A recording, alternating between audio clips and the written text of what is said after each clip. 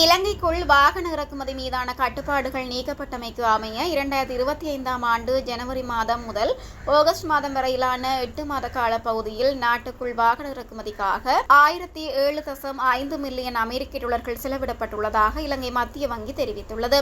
இலங்கை மத்திய வங்கி வெளியிட்ட 2025ஆம் ஆண்டு ஆகஸ்ட் மாதத்திற்கான வெளிநாட்டு பிரிவு செயற்திறன் அறிக்கையில் இது குறிப்பிடப்பட்டுள்ளது.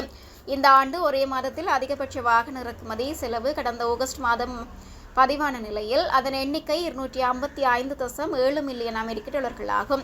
2025ஆம் ஆண்டில் இதுவரை ஒவ்வொரு மாதமும் நாட்டுக்குள் வாகன இறக்குமதிக்காக செய்யப்பட்ட செலவாக ஜனவரி 29.1 மில்லியன், பிப்ரவரி 22.3 மில்லியன், மார்ச் 54 மில்லியன், ஏப்ரல் 145.6 மில்லியன், மே 125.2 மில்லியன், ஜூன் 169.6 மில்லியன், ஜூலை 206.0 மில்லியன், ஆகஸ்ட் 255.7 மில்லியன் என இலங்கை மத்திய வங்கி தெரிவித்துள்ளது.